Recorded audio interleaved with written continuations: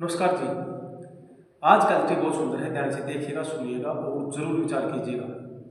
देखिएगा, जब हम पूरा दिन काम करते हैं और काम करने के बाद जब हम सोने के लिए अपने बिस्तर पर जाते हैं, नंबर एक, जो छोटे बच्चे होते हैं जिनकी एज टीनेजर तक मान के चलिएगा, जो 18 साल तक होते हैं, उनको 8 घंटे की नींद काफ़ी है। 8 घंटे की नींद, जिसकी एज 18 से ऊपर है, अगर हम बात करें 45 या 50 तक, उनको 6 घंटे की नींद काफ़ी है। और जिसकी एज 50 प्लस है, 60 प्लस है, सीनियर सिटीजन है, उनको फिर दोबारा से 8 घंटे की नींद काफ़ी है। तो हम बात करते हैं नींद की, तो बात हमने कर ली कि कितने घंटे की नींद किसके लिए काफ़ी है। तो आप जब सो रहे होते हैं तो बहुत से ऐसे व्यक्ति हैं जिनको ये नहीं पता कि जब वो सो रहे होते हैं तो सिर पूर्व दिशा में करना चाहिए या पश्चिम दिशा में करना चाहिए, उत्तर में करना चाहिए या दक्षिण में करना चाहिए। जब आप अपने घर में किसी भी चारपाई या बिस्तर पर सो रहे होते हैं तो ये ध्यान जरूर रखा जाए कि आपके सिर और पैर किस दिशा में है।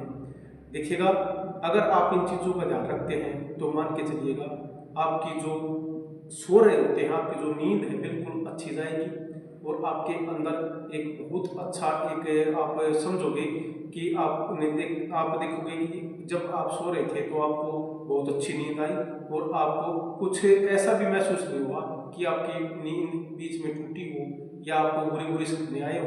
कुछ इस तरह का कभी भी नहीं होगा।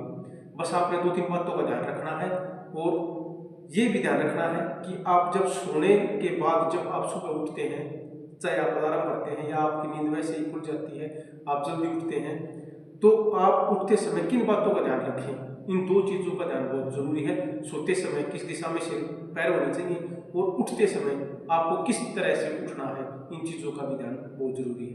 तो मैं आपको बताऊंगा, ध्यान से देखिएगा आप भी और अपने बच्चों पर या अपने आप पर इन चीज़ों को जरूर लागू कीजिएगा। ये सबके लिए बहुत ही फायदेमंद है। ठीक है जी। सबसे पहले जब आप सो रहे होते हैं तो ये ध्यान रखिए, या तो आप ऐसे सोए, ऐसे बाएं करवट सोए। बाएं करवट में जब आपका हार्ट होता है वो यहाँ पर इस तरह से अगर आप हाथ लगा के ऐसे सोते हैं तो उसका नीचे की तरफ दबाव हो जाता है और आपका हाथ यहाँ पर होगा और आपके हाथ के ऊपर ही आपका सिर होगा ऐसे, और आपने इस पोस्चर में सोना है। देखो, ये अगर आप इस पोस्चर में सोते हैं, सबसे बेस्ट पोस्चर है सोने का। एक दूसरा, कुछ सोने के लिए इस प्रकार करते हैं, अपने आप को ऐसे सोते हैं। मेरा ये मानना है कि उनको ऐसे कभी नहीं सोना चाहिए। सेकंड के बाद थर्ड नंबर, आप राइट करवट इस प्रकार से राइट करवट भी सो सकते हैं। अपने हाथ को ऐसे लगाओ जैसे आपने लेफ्ट करवट में सोए थे और अपने सिर को अपने हाथ के ऊपर रख के और आँख को यहाँ रख के या यहाँ रख के आप सो सकते हैं। देखिएगा, सोते समय आप इस पोस्चर में सोएंगे या लेफ्ट वाले पोस्चर में सोएंगे, बिल्कुल अच्छी बात है।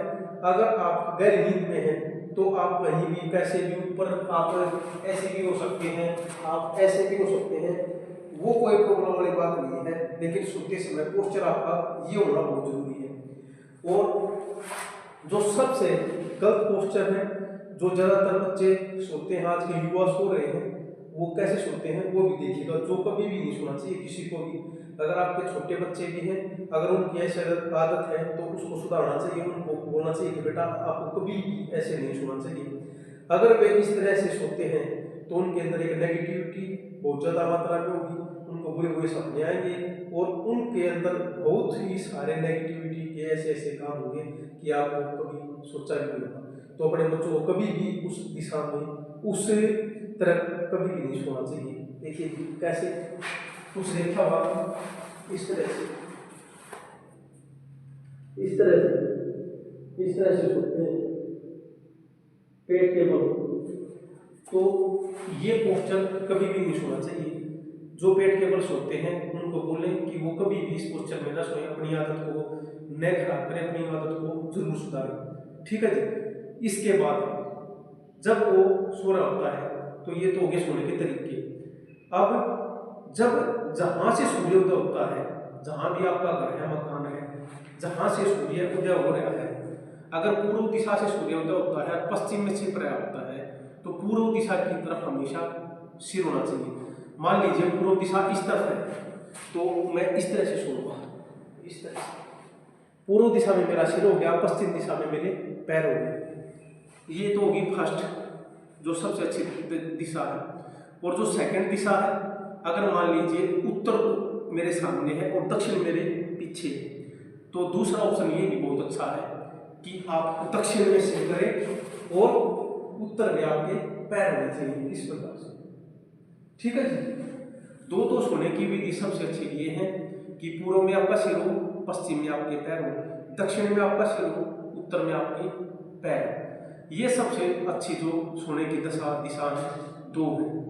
और लास्ट जो है, जब आप सोने के बाद सुबह ब्रह्म मुहूर्त में उठते हैं 5 बजे 6 बजे सूर्योदय होने से पहले, तो उठते समय हमें 2-3 बातों का ध्यान रखना चाहिए। कई बार देखा गया है कि जब उठ रहे होते हैं तो कुछ लोग ऐसे उठते हैं, जल्दबाजी में उठते हैं, और जल्दबाजी के साथ साथ वो कुछ इस प्रकार से उठते हैं कि उनकी कमर में, बैकबोन में प्रॉब्लम आ जाती है। तो क्या ध्यान रखना है, ये भी देखिए। जैसे आप सो रहे हैं, आपका अलार्म बजा, अलार्म बजने के बाद आपने अलार्म को बंद कर दिया। जब आप उठेंगे, ये ध्यान रखें, दोनों पैरों को ऐसे फोल्ड करें पहले, इस तरह से, और इस हाथ के सहारे से और इस तरह से उठें। उठने के बाद दोनों पैरों को अपनी चारपाई से नीचे रखें और कम से कम 30 सेकंड से लेकर 1 मिनट तक बिल्कुल भी अपनी चारपाई को न छोड़ें। क्योंकि हमारे ब्लड का जो फ्लो होता है, हमारा जो टेम्परेचर होता है हमारे शरीर का, जो हमारे ब्लड का, वो बिल्कुल कूल होता है, बिल्कुल ठंडा होता है। कि अगर आप एकदम से अपनी चारपाई को या बिस्तर को छोड़ते हैं तो उसमें आपको चक्कर आने की भी संभावना रहती है, आप गिर भी सकते हैं।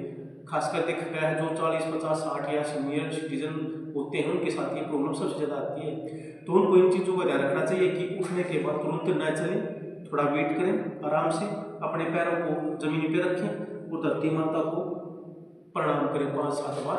तब तक आपका टाइम भी हो जाएगा, आपका ब्लड का सर्कुलेशन भी ठीक हो जाएगा और फिर आप अपनी चारपाई को छोड़ सकते हैं। तो अगर आप इन चीज़ों का ध्यान रखेंगे तो मेरा ये मानना है कि आप एक अच्छी नींद ले पाएंगे, एक आपके अंदर एक पॉजिटिव एनर्जी का समावेश होगा, नेगेटिविटी आपके अंदर से गायब हो जाएगी और आपका पोस्चर सोने का, आपके कंप्लीट शरीर का ब्लड फ्लो, ऑक्सीजन का फ्लो और हर तरह की नेगेटिविटी दूर हो जाएगी और हर तरह से आप बिल्कुल फिट हो जाओगे और हमेशा स्वस्थ रहोगे, खुश रहोगे और तंदुरुस्त रहोगे। तो इन चीज़ों का आप ध्यान रखिएगा और अपने जीवन में जरूर उतारिएगा। ये बहुत अच्छा एक मैं कह सकता हूँ आपके लिए। और जो देख रहा है, अगर इस वीडियो को शेयर करते हैं तो आपके शेयर करने से किसी का फायदा हो जाए तो बहुत अच्छा होगा। ये भी एक नेक काम में, एक नेक काम में आहुति डालने जैसा काम होता है। तो आप मेरी इस वीडियो को लाइक, शेयर, कुछ नए मेरे चैनल पे है तो सब्सक्राइब जरूर कीजिएगा, क्योंकि अच्छे काम में भागीदारी सभी की होनी चाहिए। और अगर आप अच्छे काम में भागीदारी करते हैं तो ये भी आप एक नेक और एक शुभ काम करते हैं, एक अच्छा काम करते हैं, एक समाज में एक अच्छी लोग को प्रज्वलित करने का काम करते हैं। तो आप भी जरूर इस जो आज का टॉपिक था इस पर गौर फरमाइएगा और ज़रूर अपने या अपने रिलेटिव को ये वीडियो जरूर दिखाइएगा, क्योंकि सही जानकारी को हम ज़्यादा से ज़्यादा दूर तक पहुँचाएं तो ये हमारा अच्छा एक कर्तव्य भी बनता है। तो जयराम जी की आप हमेशा स्वस्थ रहें, खुश रहें, तंदुरुस्त रहें।